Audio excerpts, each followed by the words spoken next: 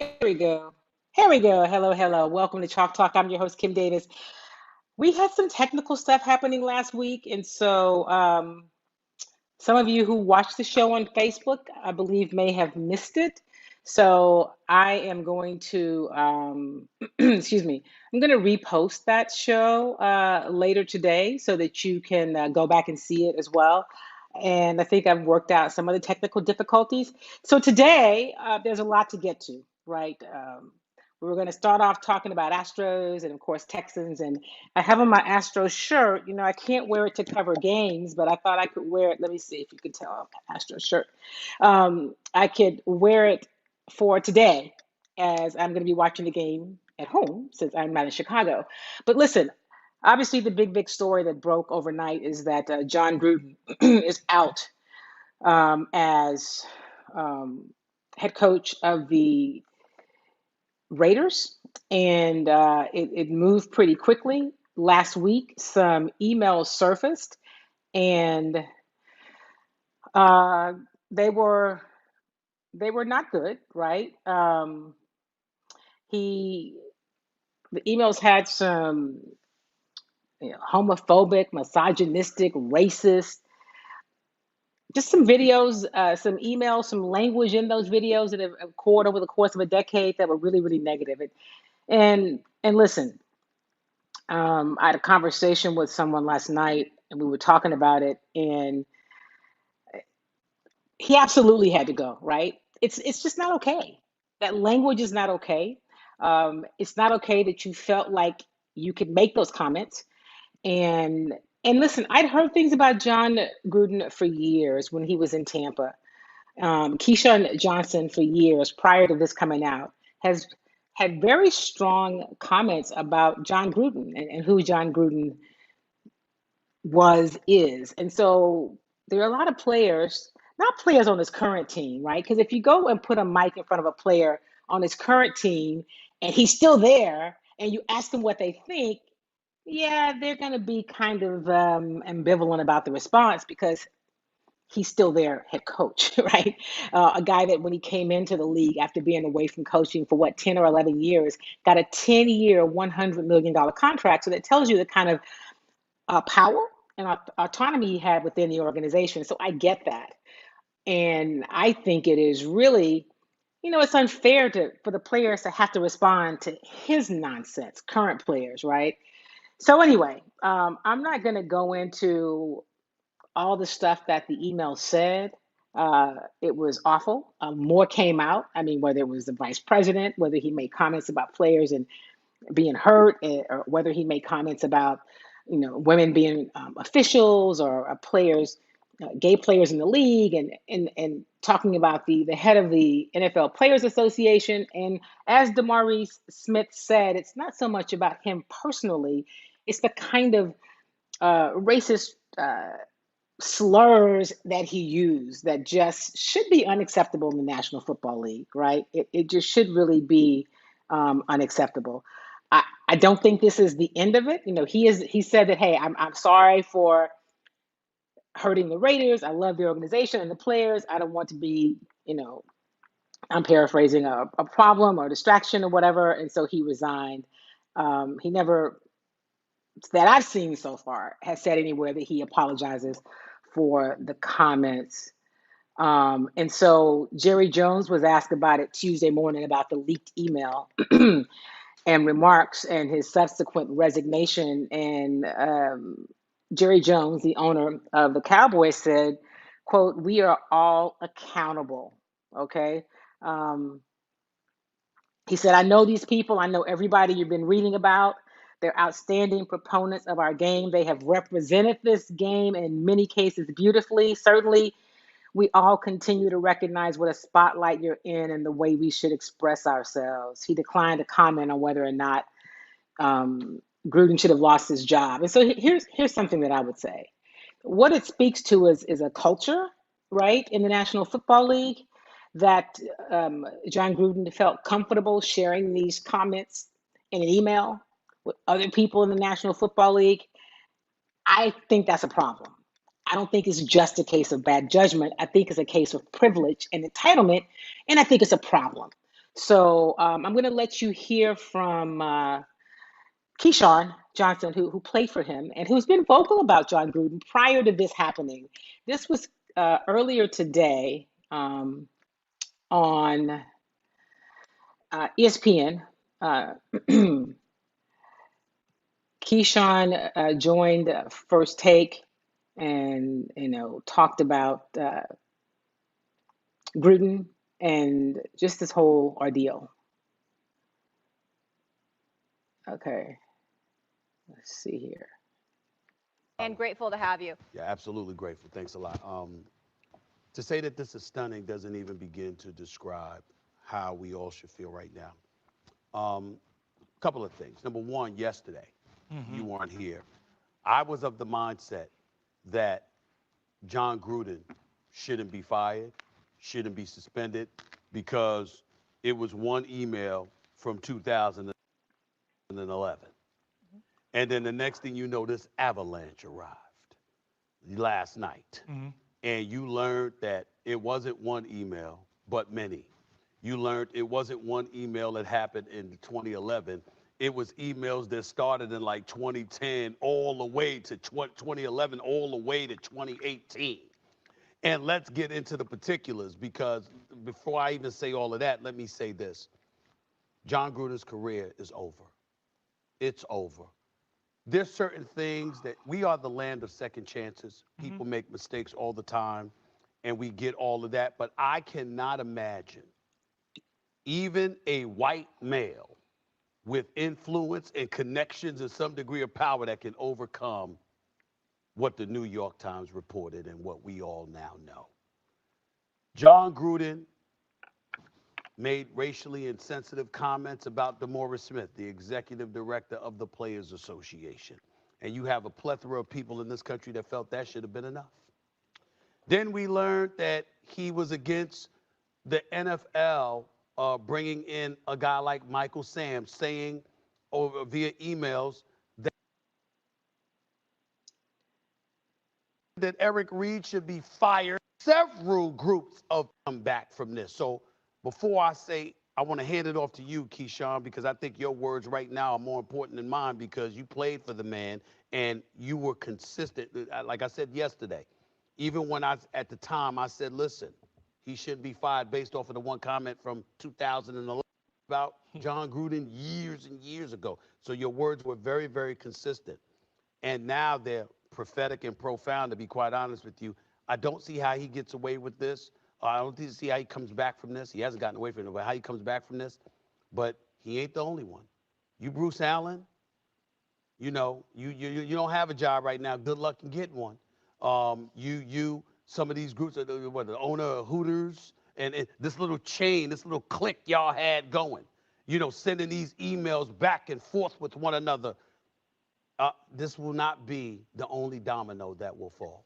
It's never the only domino that'll fall. Yeah. I mean, it's just the start of everything. I mean, I don't even know where do you start with this situation? Anywhere you want. I want to start here.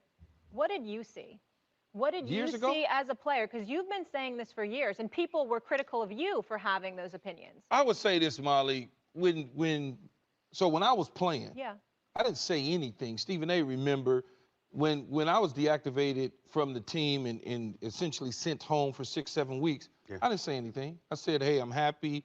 I won a Super Bowl. I had my time. It's time to move on. I didn't get into it. I let everybody else just say what they say. And then I finally said, man, this dude is a fraud. Y'all don't seem to understand. He's selling you on something and you're buying it. He's been doing that for years. And whether it was he's an excellent quarterback coach, whether he won the Super Bowl, which I'm grateful and thankful that he came in at a time and injected some energy into us so we can get over the hump that year and win the Super Bowl. But it's the talking behind people's back. Yeah. That was one of his traits in Tampa. Everything, Stephen A., I love you, Molly, you're great. But as soon as I go around the corner, I can't stand them, whats and this, that, and the other. I got to get it. He was doing that a lot. Thanks for watching ESPN on YouTube for live streaming, sports, and premium content. All right, that was earlier today on First Take, and I wanted you to hear from, and there's another clip, but I wanted you to hear from Keyshawn because, as they talked about in that clip, Keyshawn has been talking about John Gruden and his thoughts about him for years, and he took some heat because people thought, oh, well, John Gruden, he was heralded as this, quarterback guru, and I mean, he's the only coach in the league that got 10 years, right? Even Belichick, I don't believe, has that kind of contract, 10 years, $100 million. But just the audacity and the entitlement that you think it's okay to make these comments and to share them in an email, right? I could say, man, that was a bad decision. It's a bad decision, but who does that? And, I was having a conversation with a friend yesterday, and they're like, well, we all send emails. And this wasn't exactly what they said. Yeah, I haven't sent any emails where I've made racist, homophobic comments about anybody. I mean, I don't sit around and yeah, no, that's not what everybody does, and it's not okay. And the National Football League um, is going to have to really look at the culture of who they are. And while Jerry Jones didn't want to really make a comment about John Gruden and whether he should have resigned or been fired or whatever, he said we are all accountable. There's so much to that, right? There's so much right there. Yeah, the response should be that was wrong. It's unacceptable. We can't have that. I don't care how good or how talented you are. But the problem is that's not what they think. And the National Football League has been showing us for decades in just how they respond where they are. And so, this idea that they've made some steps forward in terms of their culture is just more marketing than reality, in my opinion. That's what I see. Hey, good morning, Charles Lamar Drayton. It's always good to see you. Welcome to the show. Good morning, Sylvia, my sister. Happy birthday. Her birthday was yesterday, but we weren't here yesterday, so happy birthday, Sylvia. Anthony Price. Hey, Anthony. He said, this is the first coach. I'm sure it's more people doing this. He's the first one that has gotten caught. I think you make a very good point. And Charles says, I have had all I can take from Stephen A. Smith. I know, I'm sorry. I was trying to get to Keyshawn, right? Because that's who I really wanted to hear. Um, it's time out for people, whether it's, analysts, Stephen A. or Mike Tirico or pick one, who are like, well, it's just an email and people make mistakes. No, this is an issue. And if we're talking about the issues we have in this country from a culture standpoint, I mean, politically, we're trying to strip us of our rights to vote where they count, right? So you can vote, but maybe we don't count them. All of this stuff is relative. Narratives matter, messages matter. And the fact that John Gruden could send emails or would send emails and say the kinds of things he said it's unacceptable. It is not okay. And he is in a position of authority and power, and more is expected. And so, right, Bruce Allen, who the emails were sent to, he's not working right now, but certainly it's going to be tough for him to get another job. But who else was on the chain of some of these emails? Who are the other people that was involved that were a part of this conversation? I think those are things that will come that we're going to hear more about. And I think that the National Football League, Roger Goodell, is going to have to find a way to really genuinely address the culture issues they have. Now, here's a problem. This is a league that doesn't have any black ownership. There's no black ownership, and so when you ultimately the people with the power are the 32 owners. And so you heard what Jerry Jones said. We are all accountable, but he didn't condemn the comments, right? I imagine if you talk to the owner of the Houston Texans, Cal McNair, I don't know because I never talked to Cal. I don't know what he would say. Maybe the same kind of thing. We should be held accountable. I mean, I don't really know, but NFL owners should be coming out saying, we're not okay with this. This is not a part of who we are as a league. We don't want this kind of thing representing our brand. We it's not okay. We condemn it. It's bad. I just think it's, especially because the majority of your workforce in the National Football League are African Americans. Now, no, they're not mostly women, and no, they're not, as far as you know, mostly people who are part of the LGBT community. I say as far as you know, because you don't really know what people are. There is an openly gay player who happens to play on the Raiders, and he should not have to be the one with a microphone stuck in his face answering for John Gruden. I really hate when they put players in those positions because somebody else messed up, right? Because John Gruden did something or said something, and now these players have to be responsible for responding, because they got to be careful how they respond. And the ones who responded last week were probably very careful. And while they may not have said anything like, oh, I didn't see that, I don't know, because he was still their coach. Anyway, I just think that is, he needed to step down. But I'm going to sit back and see what the National Football League really does. Another Band-Aid, which is what they normally do. Put a Band-Aid on it. It's about women. It's breast cancer month. Put people in a bunch of pink stuff. Put the players in a lot of pink stuff. Do that. What do you see yet that it is a culture problem? And you need to have people who can really help you address it, which means you're going to have to bring people in that probably make you uncomfortable sitting around the table with you, because those are the people who can probably best talk about these issues, not people who are comfortable sitting with you because they're glad to be in the room. If the National Football League is serious, if they first one say, we have a problem, this is not just a John Gruden thing. He was one of y'all's golden boys. We got a culture issue that thought we had started to address, but what we realize is we're a long way from addressing it in the right manner. So I am going to be watching and paying close attention to what happens. Anthony says Richie Incognito was in the same boat about his black teammate, but he's playing for the Raiders. Remember those comments years ago? Absolutely. Remember that when he was with Miami? So I tell you, it's a lot, and I don't think this can't be the end. It can't be a few days. People talk about John Gruden, he's gone, and then it goes away, and it's football as usual. The players have to play. They have to do football as usual. But the league can't do football as usual. The league needs to stop and say, man, we got a problem. And even if before they knew this existed, right, and it was just kind of okay because it's what people do, the whole boys will be boys.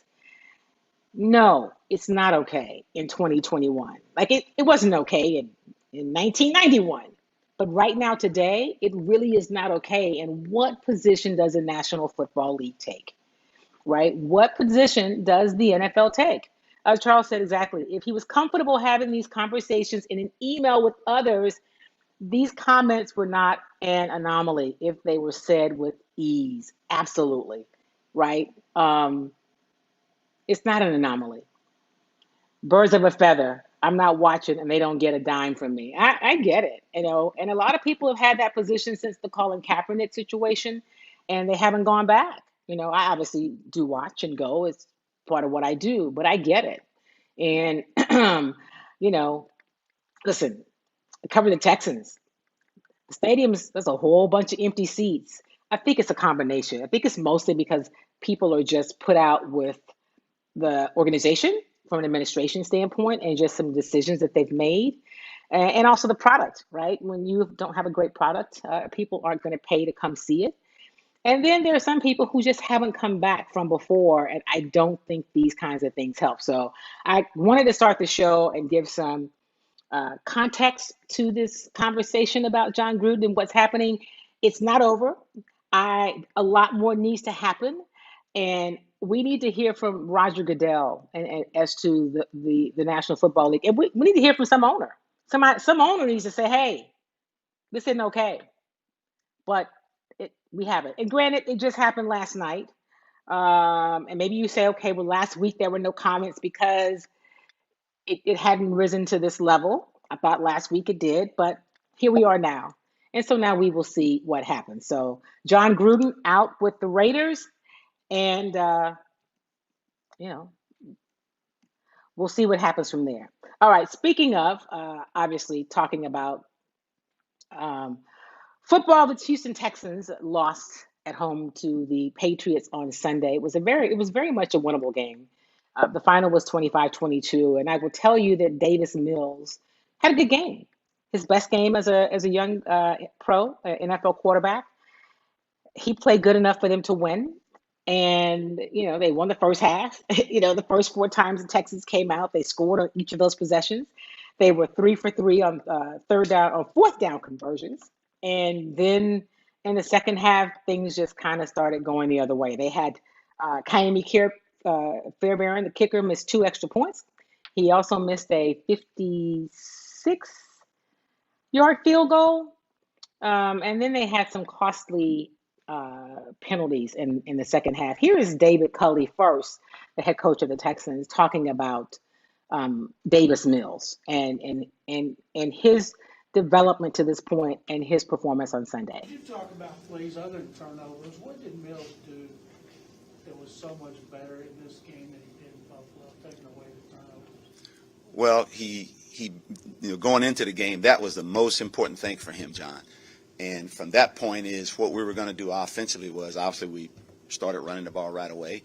And we gave him some throws, like on the outside of the perimeter, where he could feel things and see things better. And he did that early. And he just did what our game plan was. It was to keep him comfortable. And once he got comfortable, he got really comfortable. And then we got in a good flow offensively, and he executed our offense perfectly for the first 3 drives that we had. See, like if a guy hits a couple of those early throws, does the confidence grow that he can keep doing it? There's no question. And I think the one throw that I feel like, and actually this happened with Tyrod earlier with Brandon Cooks, the one he threw to Chris Moore.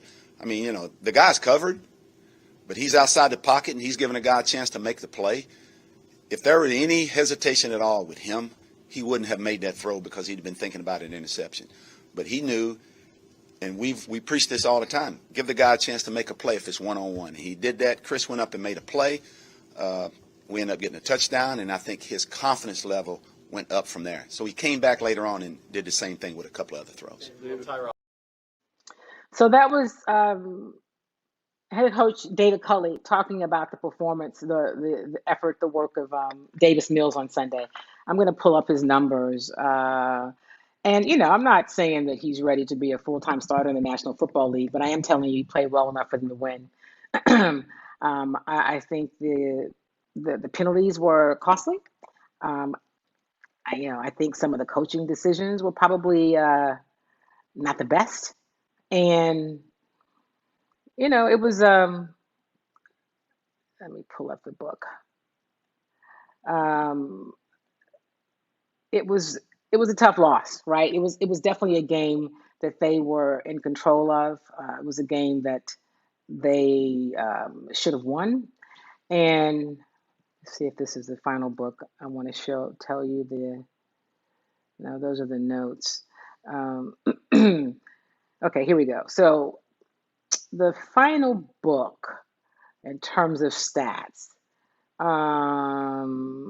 So Davis Mills, he completed 21 of 29 passes, 312 yards. He was sacked 3 times.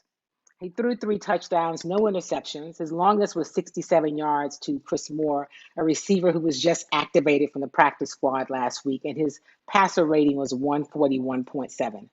All right, not a bad outing for Davis Mills. But as I mentioned, the team, the big thing that David Culley talked about is he's got to protect the ball. He did that. There's probably a couple of plays that he would like to have back when he took a sack late in the game, but Davis Mills talked about that. He would like to have done that. That's an area that he needed to do better, be better in. The Texans were penalized 8 times for 70 yards, okay? And early on, in terms of time of possession, the Texans were winning that battle as the game went on. In the second half, the Patriots did better and better in terms of controlling time of possession. taking time off the clock, right? The time was really close at the end of the game in terms of time of possession for both. The final again was 25-22 Patriots. Both teams were 1-3 coming into this game. Now the Patriots are 2-3. The Texans are 1-4. Here's David Culley talking about special teams. So Fairbairn missed 2 extra points. He missed a field goal of 55 yards, 56 yards, 55, 56 yards. And then the punter, there was this weird, crazy, kind of almost trick punt thing that just went terribly wrong. Here's Culley talking about special teams. The big thing was we got to play better from the standpoint of our guys doing the right things, especially, first and foremost, in our return game. We haven't gotten much out of our return game yet, and that's not just our returner. That's just with the guys doing the right things.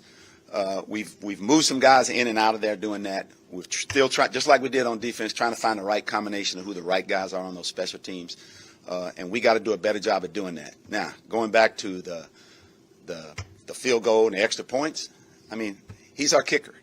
He missed them. He's got to make those. The punt thing.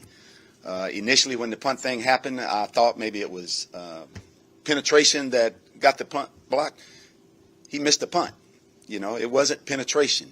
He actually mishit the punt, and the punt went into one of our guys. So it wasn't a thing up front. It was just something where our guys, our kicker didn't do his job from the standpoint of being able to do those things, and then our punter did the same thing on the punt. I mean, it wasn't our special teams people not doing the right thing.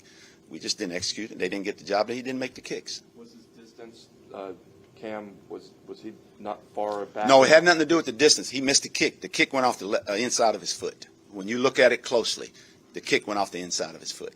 He did it in practice 3 times, and everything was perfect. So that is David Culley talking about special teams, which were anything but special, right? And then he talked about it in kind of a holistic point. Jonathan Grenard, a defensive player for the Texans, outside linebacker, talked about, he talked with the media after the game on Sunday. Really just, they just got it. They let one get away, and they've just got to keep building, and they know what it takes to get it done. Here's Jonathan Grenard. I think we all did enough on the team to put ourselves in good situations. We got to finish. I mean, y'all seen the score. Y'all seen what it was. No excuse. We just got to finish.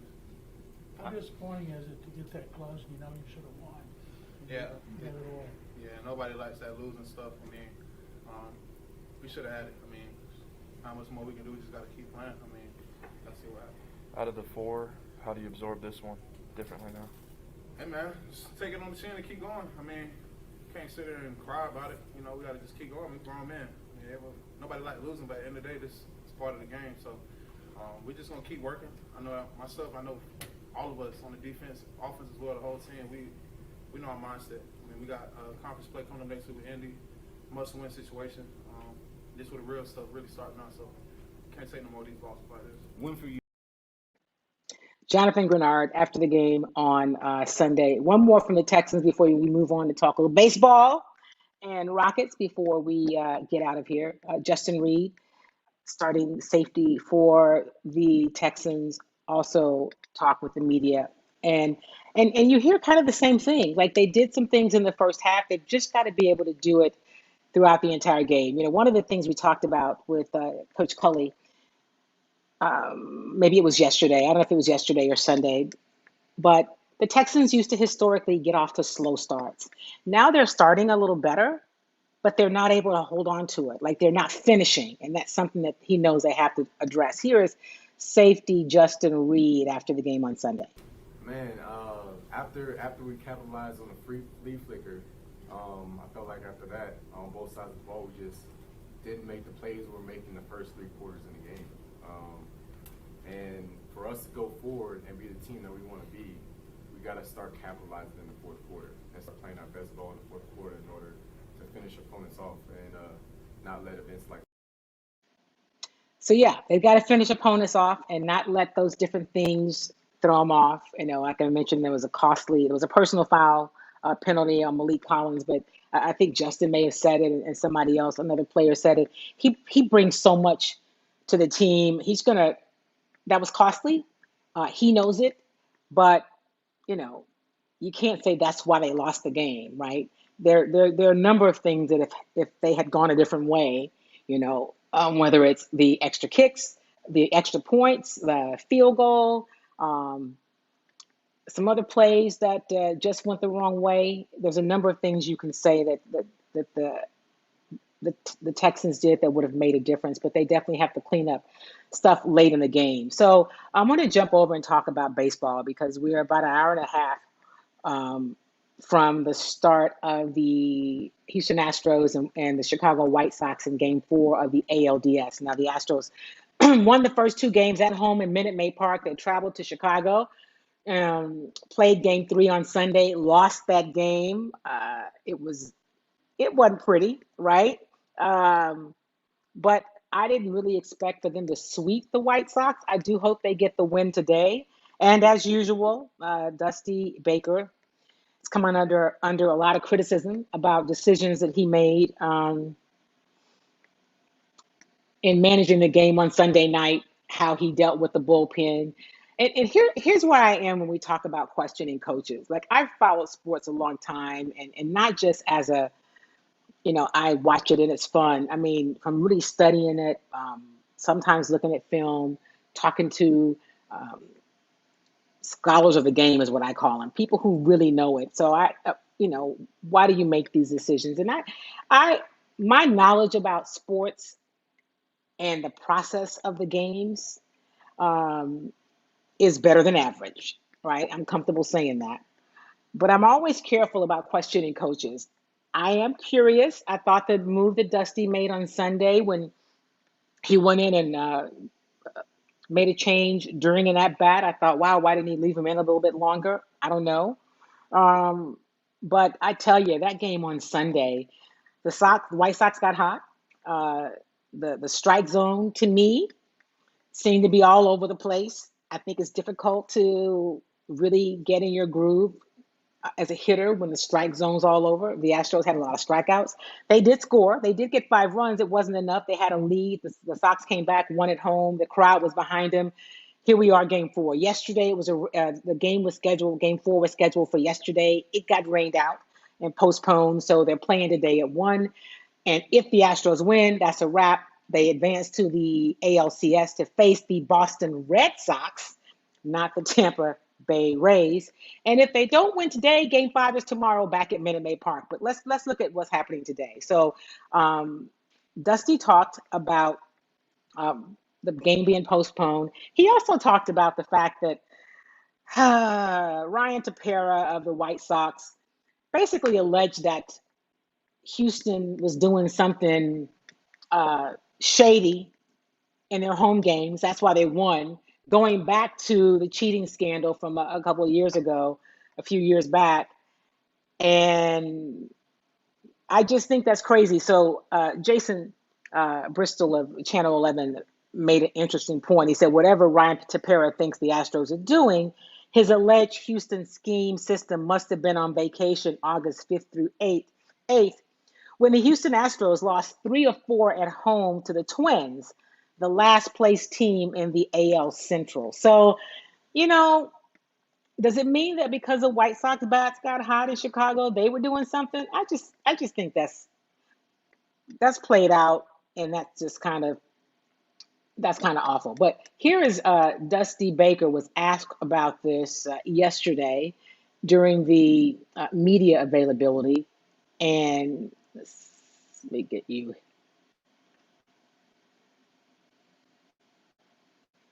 Chicago reliever Ryan Tepera hinted or teased that the Astros are cheating again, specifically at Minute Maid Park. How do you respond to that? Well, some heavy accusations, I mean, we're about the same runs, OPS, and everything as we are, well, actually better on the road than we are at home. And I think they're actually better at home than they are on the road. And so, no, I don't have much, response to that, other than I was listening to Eric Clapton this morning, and he has a song, before you accuse me, you need to take a look at yourself. You know what I mean? So that's all I got to say. Go to your right, Chandler. Dusty, does the postponement alter your pitching plans? Possibly. We're talking about it now, and we'll let you know in the morning. We're talking about it. And staying on your right with Brian. So that was Dusty Baker yesterday, and like he said, what do you say to that? Right? Are we really? Is that what it is? So the Astros, when they won at home, hey, bulletin board material. I hope the Astros get it done today. So listen, I have on my Astros T-shirt because I'm home. I can't wear this. I wouldn't wear this to cover a game because that's just not appropriate. But sitting in my own home, I can actually sit here and wear my Astros T-shirt in front of the TV as I watch the game and I do some work. So yeah, that's crazy. But speaking of today's game, the starter today will be Lance McCullers Jr. I saw a lot of conversation on Twitter with media people and fans like, oh my gosh, how do you start him tomorrow? What if you then have to go to a game 5? Then what does that mean for his availability in terms of the ALCS if you advance? I'm sure Dusty is thinking, we want to get out of here and be done with this series tomorrow. So we're going to go with the person that they call their ace. So Lance McCullers had a great outing in game 1. He earned the win. He tossed 6.2 scoreless innings while allowing just 4 hits and no walks. And so, listen, he's going with McCullers Jr. I know it's easy to pile on and say Dusty doesn't know what he's doing. I just don't think you get to where he is and not know what you're doing. So I'm real careful about questioning people who has a body of work like Dusty Baker. And no, he's never won a World Series, but that doesn't mean he's not. I mean, even the curmudgeon Tony La Russa that he is said, Dusty's a Hall of Famer. Whatever he does moving forward, this dude's a Hall of Famer. And so I kind of lean to that and say, absolutely. Let me go back. Sylvia says they need to play Deshaun as long as they're paying him. Yeah, that's a whole nother show. And that's just not going to happen. Hate Carolyn more, but I get you. I've had those conversations, and yeah, that's just not really even an option. It really isn't. What a sad situation. Charles says a combination of White Sox hitting at home and very poor calls by the umpire. One way to ensure you aren't investigated is to claim others are. You are so right, Charles, spoken like the true legal expert for Chalk Talk, but you're right.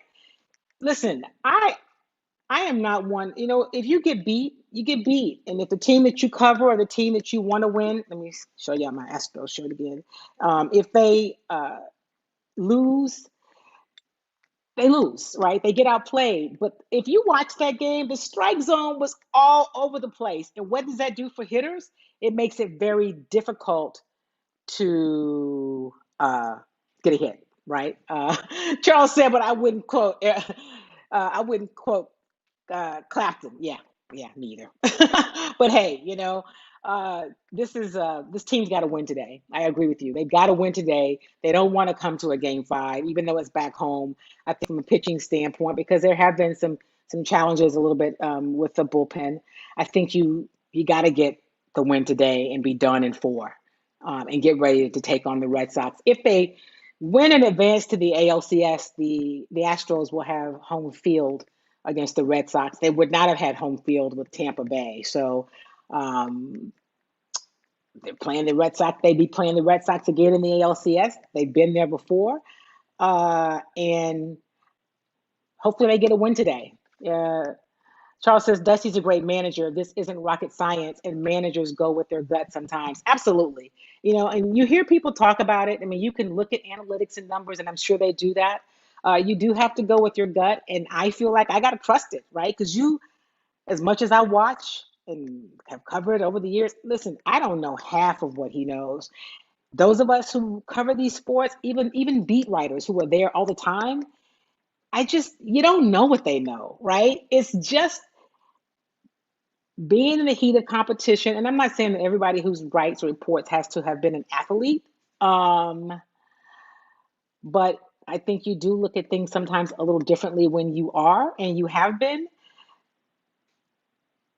But sometimes you have to go with your gut. That's something that you can't really explain. It's something that it may not really show up in the box scores, and so we'll see. Yes, obviously, if Lance McCullers pitches today, he can't pitch tomorrow, obviously. And would he be available for game one of the ALCS should they advance to it?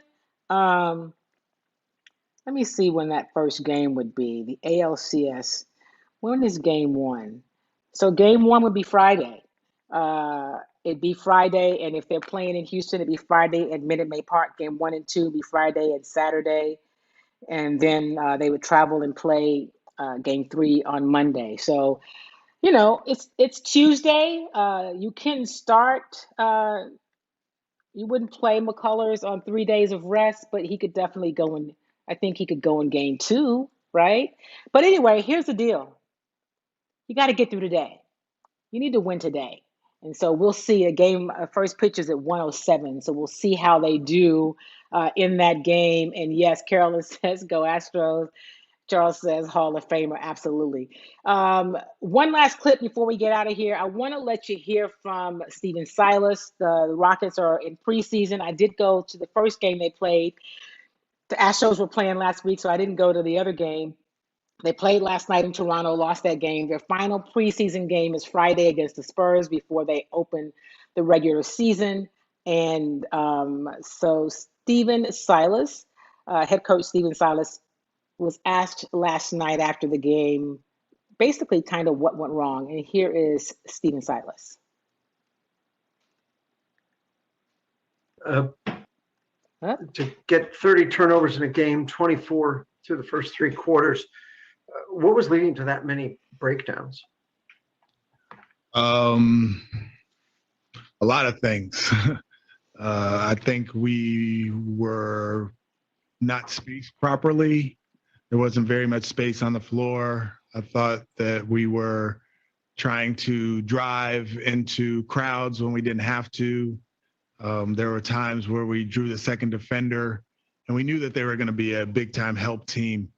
And we were driving in there and not necessarily looking for the right guy and making the right reads and, doing what it takes to actually play cohesive basketball on the offensive end. And we need to learn from it. We need to grow from it. But, 30 turnovers. A lot of it was just poor decision-making. It wasn't like they were charges, like dead ball type situations. They were bad passes. They were steals as we were trying to attack and that sort of thing. So we got to clean it up. That was Stephen Silas. After last night's game, the final was 92-107. They turned the ball over 28 times. Like you're not going to win ball games doing that. And the starters last night: Christian Wood, Kevin Porter Jr., Jay Sean Tate, Jalen Green, and Tice.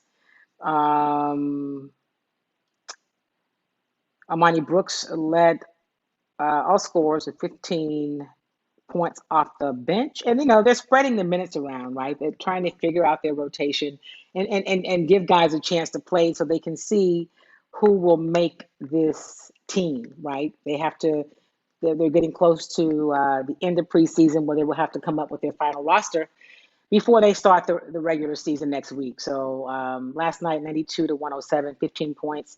In that final quarter, they were outscored 28-19 No, they won the final quarter. They outscored the Raptors 28-19, but in the first two quarters, they scored 19 points, 19 points. So you're just not going to win games on the road when you have put up make those kind of mistakes, right? Turnovers are just costly, and you can't win doing that. Okay, so listen, this has been fun today. Follow me on Twitter. I will keep you up to date on what's happening with the Astros. I will also bring you updates about anything I hear from the National Football League. I'll probably jump on again later in the week and then do add some other things for context, because I think that story, the John Gruden story, bears and warrants some more discussion. But I'm doing better at getting these shows down to not quite 30 minutes, but right now we're at 47. So, hey, thank you all for being a part of Chalk Talk. As always, I really, really appreciate you. Remember, this show is brought to you by Kimmy Treats. Kimmy Treats is a title sponsor. Go to KimmyTreats.com and you can order your vegan popcorn. You can order your hand-whipped body butter. And soon, when I figure out the shipping, the cilantro vinaigrette that I get so many requests for will be on the website, but it's not yet. So if you're in Houston and you're interested, text me, email me, call me, and we'll work it out. But I've got to figure out the shipping before I put it on the website. So KimmyTreats.com is the title sponsor of Chalk Talk. We appreciate all of you being here. Remember, be kind to yourself and be kind to somebody else. If you're not vaccinated, please do get vaccinated. And it's almost time for some of us to start getting those boosters. But for those of you who have not received the vaccine yet, I'm encouraging you to really, really, really get the vaccine. And I will tell you all later. Let me say this before we go. I meant to share this off the top. So I did run into one of my senators on Saturday morning at breakfast, Ted Cruz. I took the opportunity to go over and speak with him about some policy concerns I have. I think you all hear me talk about how we have to let the lawmakers hear from us, right? So I email, I call, I do those things. When I reach out to John Cornyn's office, the other senator for the state of Texas, I do get the form letters that are, I'm sure it's an auto reply. I get nothing from Ted Cruz's office. And so when I saw him on Saturday, I took the opportunity to share that with him, that I'd reached out to his office on a number of occasions and never got a response. So I thought this would be a good time to share some concerns I had. So I encouraged him to support the infrastructure bill, and I told him why, how it impacts me as a small business owner and people that I know, especially since he supported the tax cuts under the previous administration, which did nothing for me or really anybody I know or any businesses like mine. I also talked to him about healthcare. It's a real issue for those of us who are entrepreneurs and small business owners. So I encouraged him to really reconsider his position on that. And the last thing I mentioned to him was voting rights. That is at the top of the list, ready. And I know he was ready to go. There's some other things I want to talk to him about. I will follow up. I told him I'll follow up with your office, but now you can put a face with a name. And not that I'll ever hear from him. And I had one friend say, well, he doesn't care. He won't do anything. But I'm doing what I should, right? And I am going to follow up with him and share the other concerns I have about policy, about issues, not about the cost, but about the policies that are in these bills, about the concerns I have, because Texas, Ted Cruz is the senator for Texas. I am in Texas. He represents me regardless of who I vote for. And so he gets to hear from me, and in a respectful and in a calm and in a very thoughtful way. And I will continue to do that. I encourage you to do the same. Have a great, great day. I will see you next week on Chalk Talk. I almost said Beyond the Headlines. I don't know why that keeps staying in my head. I'll bring you, we didn't do When the Crowd Stops Cheering today. We will bring that segment back next week. And also, I'll bring you updates on Twitter. Have a great week, everybody. See you next time. Thank you for watching Chalk Talk. Hang on a second. Take us out.